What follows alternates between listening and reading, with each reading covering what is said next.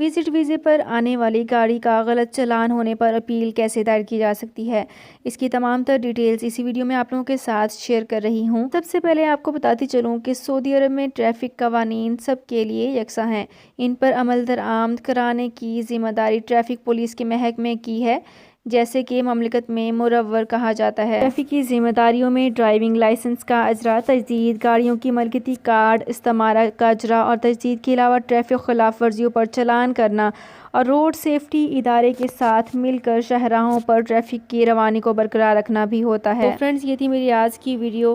ہماری اس ویڈیو کو فیس بک پیج پر زیادہ سے زیادہ شیئر کیجیے۔ شکریہ۔ سعودی عرب میں مقیم غیر ملکیوں کے لیے بہت بڑی خوشخبری آ گئی ہے۔ اب کوئی بھی شخص جو اپنے ملک جانا چاہتا ہے اور اس کا اقامہ ایکسپائر ہو یا اقامہ ویلڈ ہو، شرکہ بند ہو، مسسہ بند ہو یا کفیل چھٹی نہ لگا رہا ہو یا کوئی بھی مسئلہ ہو، تو آپ ہمارے ساتھ رابطہ کریں۔ ہم انشاءاللہ آپ کو 3 دن کے اندر اندر ایمبیسی کے ذریعے آپ کا خروج لگا کر آپ کو آپ کے ملک واپس بھیج دیں گے۔ کوئی بھی انڈین، پاکستانی، نیپالین، بنگلہ دیشی، سری لنکن یا کسی بھی ملک کا ہو، وہ آسانی سے بغیر کسی پریشانی کے اپنے ملک واپس جا سکتا ہے۔ جی ہاں، اسکرین پر آپ کے سامنے جو نمبر شو ہو رہا ہے، اس پر آپ کانٹیکٹ کریں۔ انشاءاللہ 3 دن کے اندر اندر آپ کو آپ کے ملک واپس بھیج دیا جائے گا۔ مطلوب کیس والے رابطہ نہ کریں۔ شکریہ۔